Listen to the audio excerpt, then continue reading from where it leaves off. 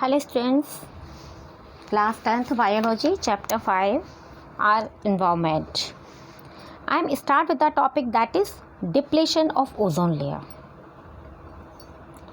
Depletion of ozone layer means ozone layer कैसे deplete होती जा रही है, कैसे कम होती जा रही है, उसके बारे में आज हम इस टॉपिक में डिस्कस करेंगे.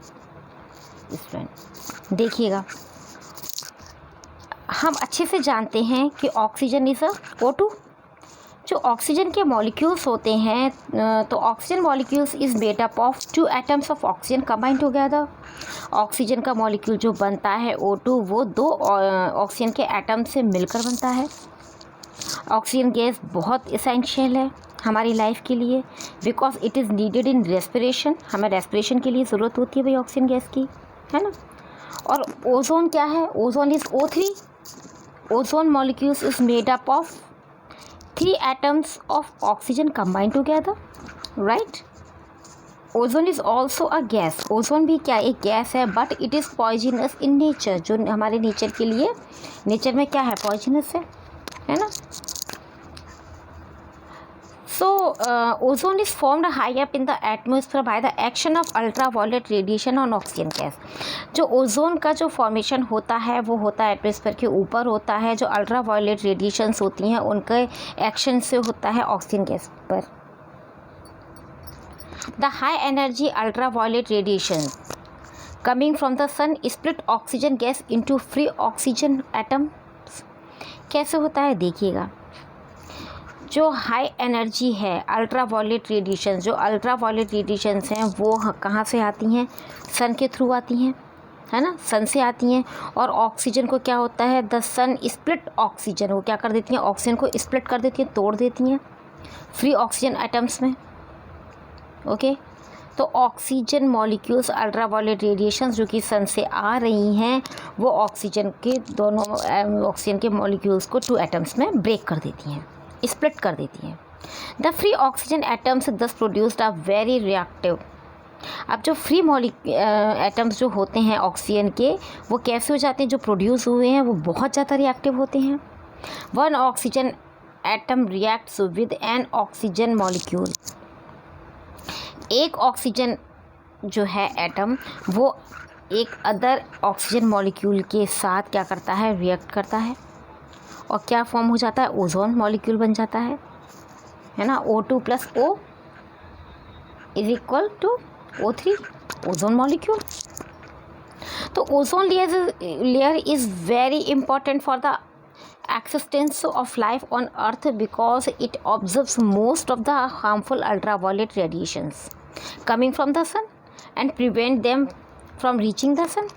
देखिए, जो ओजोन लेयर है जो हमारे एटमॉस्फेयर के ऊपर है, जिसे हम ब्लैंकेट कहते हैं हमारा, तो ये जो है ओजोन लेयर वो बहुत इम्पॉर्टेंट है लाइफ के लिए, लाइफ के वो एक्सिस्टेंस के लिए अर्थ पर. क्योंकि ये क्या करती है? जो सन से हार्मफुल अल्ट्रावायलेट रेडिएशंस जो आती हैं सन से अर्थ पर, उसको वो खुद ही ऑब्जर्व कर लेती है. तो वो हमारे अर्थ पर आने से उसको प्रिवेंट करती है, रोकती है, राइट. फॉर एग्ज़ाम्पल जो अल्ट्रावायलेट रेजेस होती हैं उनको क्यों रोकना ज़रूरी है? हमारे अर्थ पर अगर वो डायरेक्ट आ जाएंगी तो उससे क्या क्या प्रॉब्लम हो सकती है, कौन कौन सी डिसीज़ उनसे हो सकती हैं. This type of skin cancer can be caused by ultraviolet radiations coming from the sun. Ultraviolet rays can cause skin cancer. Ultraviolet rays से स्किन कैंसर हो सकता है.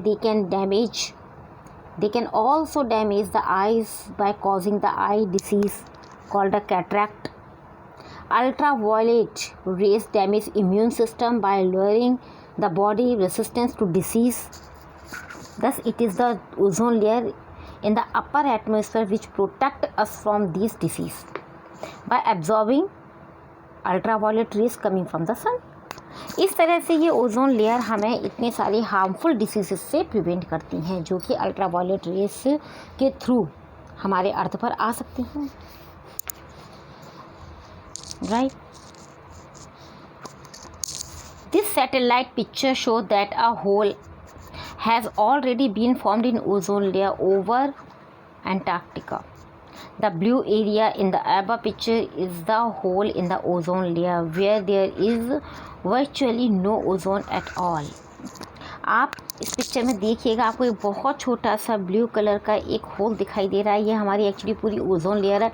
उस ओजोन लेयर में एक होल हो चुका है। दैट मीन्स कि ये ओजोन लेयर डैमेज हो चुकी है, उसमें होल हो गया है। तो उससे तो बहुत प्रॉब्लम क्रिएट हो जाती है भाई। डायरेक्ट सन से अल्ट्रावायलेट रेज हमारे अर्थ पर आ रही हैं।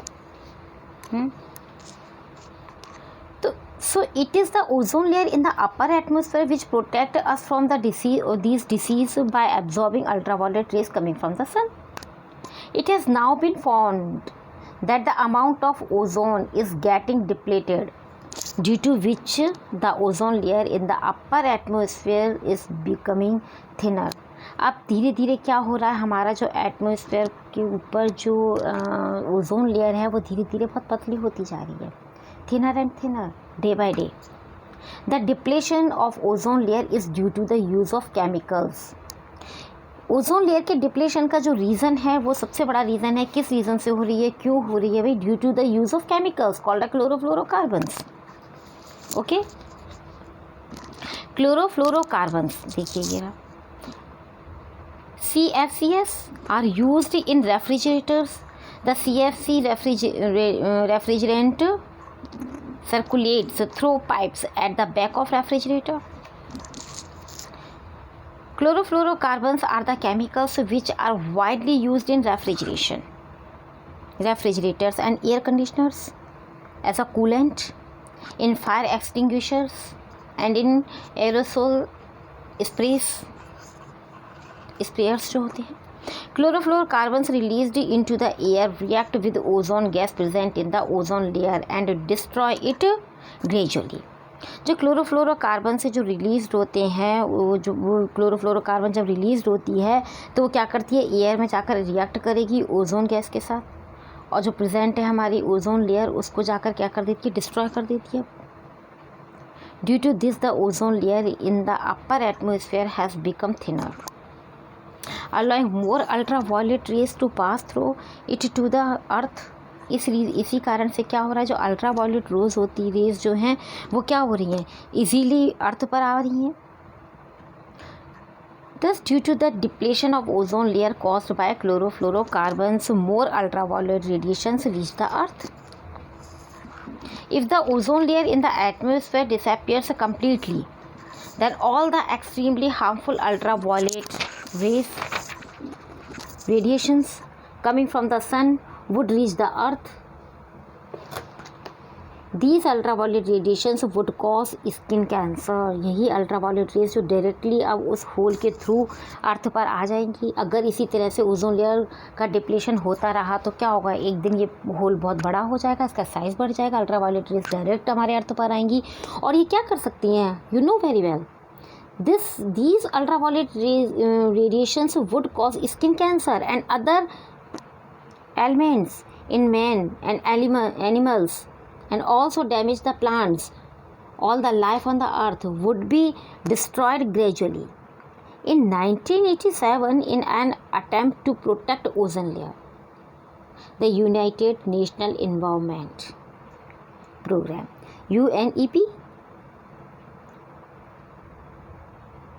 forget an agreement among its member countries to freeze CFC production at 1986 levels.